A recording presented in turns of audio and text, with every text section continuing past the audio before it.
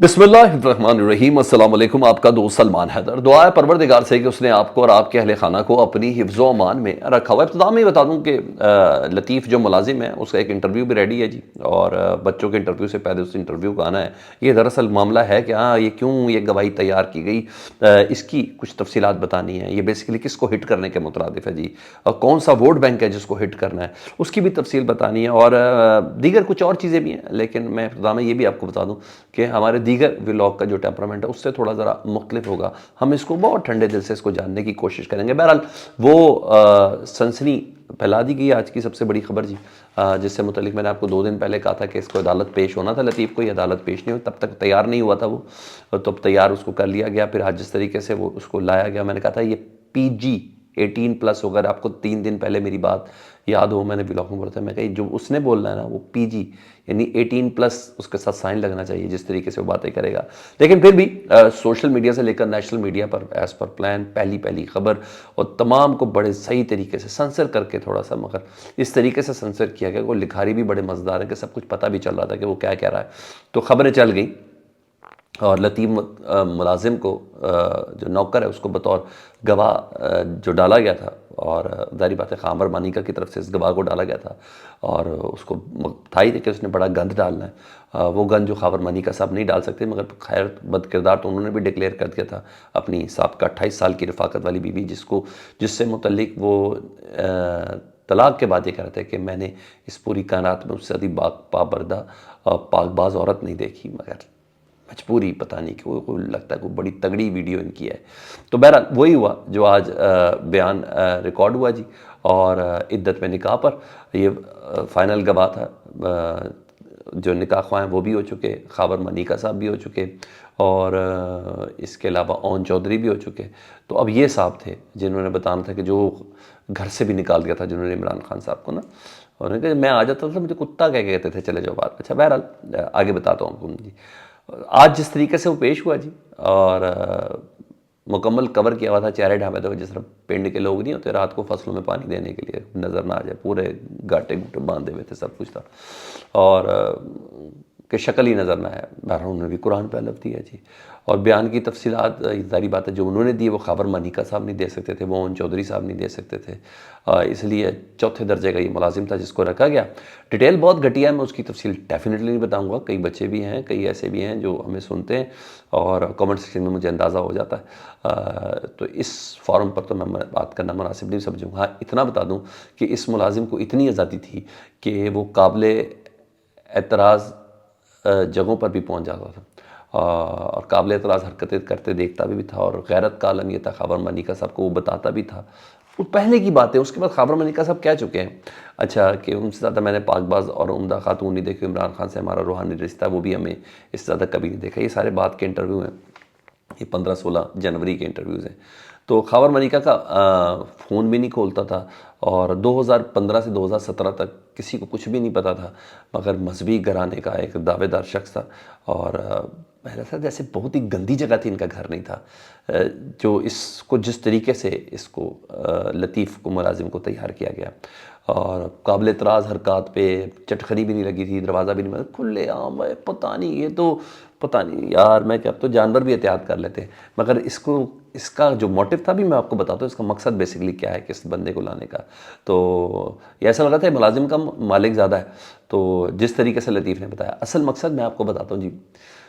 इस गन में क्या डालना और कहीं बंद कुछ पा नहीं रहा, सब केसेस का बहुत अच्छे से पता है कि किसका किधर क्या अंजाम है। वो इस वक्ती जिसे कहते हैं ना, फ़ायदे लिए गए, भाई इस केस में भी इसको नाअहल कर देंगे ताकि इलेक्शन से बाहर हो जाए, वो क्रश करना है क्या है क्या नहीं, वो सब चीज़ें हैं। वो सबको पता है कि भाई जब बड़ी अदालतों में जाएंगे वहाँ तो बात किसी और तरीके से बैठेगी। लेकिन फिर भी असल मकसद है इमरान खान साहब का मजहबी वोट तोड़ना, ठीक है, उसे हिट करना। वो जो ईया का नाबुदु व ईया का नस्तईन से इमरान खान साहब शुरू करते हैं ना, वो पूरा नशा है सर PTI के वोटर्स के पास उसका। ये मैं आपको बताऊं कि अल्लाह हम तेरी इबादत करते हैं, तुझी से मदद मांगते हैं, उस वोटर और सपोर्टर को हिट करना ये मकसद है बेसिकली। और मेरी जर्नलिस्टिक अप्रोच ये कहती है, और आपको ये मानना पड़ेगा कि हमारी जो पब्लिक है वो सबसे ज़्यादा रिलीजियसली मोटिवेटेड होती है, चाहे किसी को किसी से नफ़रत करानी हो तो रिलीजियसली उनको कर दिया जाए। वो अभी तक तो सामने यही है ना, वज़ीराबाद वाली गोली, तो इमरान खान साहब के ऊपर हमला, फिर आपने फिर मरियम औरंगज़ेब और जावेद लतीफ़ की प्रेस कॉन्फ्रेंसेस पीटीवी पे चलना, ये सब ऐसे नहीं वो दहशतगर्दी के पर्चे भुगत रहे।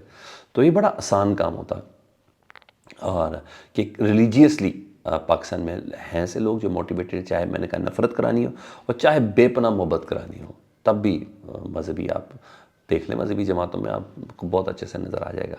तो ये थी, तो मतलब मजहबी तबके के अंदर नफ़रत फैलानी है बेसिकली इस केस का, और कोई मतलब नहीं है।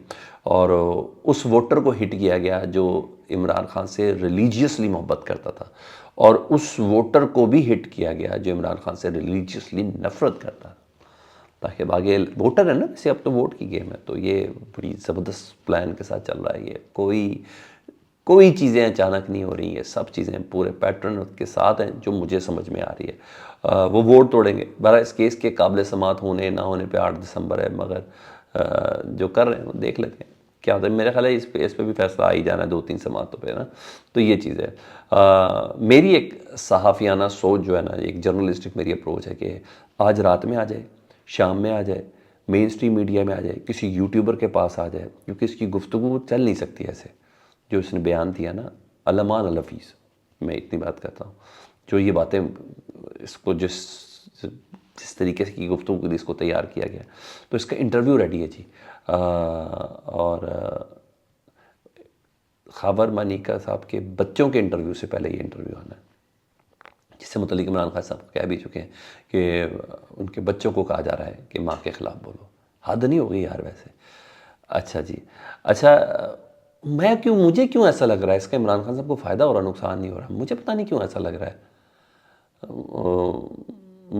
कोई लेवल की लड़ाई नहीं मज़ा आ रहा, पता नहीं चला वो स्ट्रेचर के ऊपर लड़े हो, लेकिन बहरहाल क्या है। तो ये चंद दिनों में इंटरव्यू आ जाएगा, ये मैं आपको कंफर्म बता रहा हूँ। हाँ, पार्टियाँ रेडी हैं बिल्कुल। अच्छा, उधर इमरान खान साहब के पास ना चेयरमैन पीटीआई के अहदे के हटाने के हवाले से ना, जो इमरान खान साहब को उठाया गया तोशाखाना में, इलेक्शन कमीशन ने किया था ना, तो उसकी दरख्वास्त की समात चीफ इलेक्शन कमीशनर की सरवाई में 5 रुकनी बेंच ने की जी। और वकील शुएब शाहीन पेश हुए इमरान खान साहब के। उन्होंने कहा कि हमने intra party chief election commissioner को बताया, शुएब शाहीन साहब ने, हमने इंट्रा पार्टी इलेक्शन करवा दी है, नया चेयरमैन भी आ गया है। अभी इस केस को टेक्निकली ख़त्म हो जाना चाहिए कि इमरान खान साहब पार्टी चेयरमैन नहीं बन सकते। अगर फिर भी आप इस केस को चलाना चाहते हैं, जारी बात है, उनको भी अंदाज़ा है। तो अकबर एस बाबर की आज दरख्वास्त आने वाली है, और देखे ने पहले ही पता है, मैं आपको बता रहा हूँ आने वाली है आज अकबर एस बाबर साहब की, तो उसके साथ ही चला दें तो देख लेंगे। मतलब पता है इनको कि ये दरख्वास्त आएगी भी और टेकअप भी होगी, वो अकबर एस बाबर जिनकी बुनियादी रुकनीत भी नहीं है। तो बहरहाल चीफ इलेक्शन कमीशन ने इस पर भी फैसला महफूज किया है, और ये वो है कि इमरान खान साहब अहल हैं या नहीं है, ठीक है जी, उसके ऊपर है खबर। मेरे पास ये है कि अकबर एस बाबर साहब ने इंट्रा पार्टी इलेक्शन को आज चैलेंज करना है, आज की तारीख में उन्होंने, और असल गेम इसके बाद से ही शुरू होनी है। और ये समात कब होगी, इलेक्शन कमीशन इसको कैसे टेकअप करेगा, ये सब चीज़ें और मज़ीद मज़े आ गए। एक मास पे थोड़ी मामला चल रहा है, ये 6 मुखी जंग थी, बल्कि 200 केसेस, तो 200 मुखी ये सब चीज़ें चली। हाँ, इरफान कादिर साहब जो बड़े तगड़े नाकिद हैं पाकिस्तान तहरीक इंसाफ के, उन्होंने सीनियर सुप्रीम कोर्ट के वकील भी हैं, अटॉर्नी जनरल भी हैं, उन्होंने इस इलेक्शन को लीगल करार दिया, और बल्कि तारीफ़ की इमरान खान साहब की कि उन्होंने बहुत सही और रास्ते इक़दाम किया ये इलेक्शन करा के। ये चीज़ थी। आदिल राजा से मुतल्लिक आपको ख़बर दूँ, क्योंकि मुब्बम है भी इतनी नहीं है, तहकीकात के लिए उनको बुलाया गया बरतानवी पुलिस ने, और गैर मुसद्दक़ इतलात हैं। एक छोटे से कॉलम की खबर जंग में ज़रूर चली, और फिर जिस तरीके से उसको लेके गया, मगर अभी तक मेरे पास कन्फर्म इतलात नहीं है कि उन्हें गिरफ़्तार कर लिया गया। हाँ, उनको तहकीकात के लिए बुलाया गया है, और ये कन्फर्म है। बहरहाल गवर्नमेंट ऑफ पाकिस्तान ने उनसे मुतल्लिक शिकायत की है, और गवर्नमेंट ऑफ पाकिस्तान की दरख्वास्त पर उनसे तहकीकात हो रही है कि आदिल राजा के जो मामलात हैं उसको ज़रा देखा जाए, ठीक है जी। जेल से कल आपको पता है इमरान खान साहब ने 9 मिनट सिर्फ साफ़ियों से बात की, तो एक बार पूरे पाकिस्तान के सियासी मज़दाबे पढ़ लो पड़ गई थी ना। मरियम औरंगज़ेब साहब भी शुरू होगी, मरियम नवाज साहब भी शुरू होगी, राना सनाउल्लाह भी शुरू, सब ने एकदम इमरान खान से वो 9 मिनट का जवाब देने की कोशिश शुरू की। सबको अपनी इंतखाबी मुहिम की पड़ गई थी, तो पार्टी का बयानिया इमरान खान साहब ने उन 9 मिनट के अंदर दे दिया। इंतखाबी मुहिम यूँ लग रहा था जैसे उन्होंने बना ली, तो वक्त पड़ गया था, तो फिर पैमरा ने उस वक्त को पूरा किया जी। पैमरा साहब ने कह दिया, जागा, उन्हें पूरा एक नोटिस तो नहीं, एक एडवाइजरी जारी किया कि भाई 9 मई के वाक़यात में मुलव्वस अफराद को इस तरह कवरेज नहीं देनी है आपको, मैं आपको बता दूँ। तो आपको याद होना चाहिए। तो मतलब अब पेशियों की रिपोर्ट भी साफ़ ही मौजूद होंगे, रिपोर्ट नहीं हो सकता। मेरा ख्याल है अगर इंटरनेशनल मीडिया को पता चला तो फिर इंटरनेशनल मीडिया से ही हम ले सकेंगे, अदरवाइज़ थोड़ा मुश्किल होगा। अपना बहुत ज़्यादा ख्याल रखें। अल्लाहुम्मा सल्ली अला मुहम्मद व आले मुहम्मद।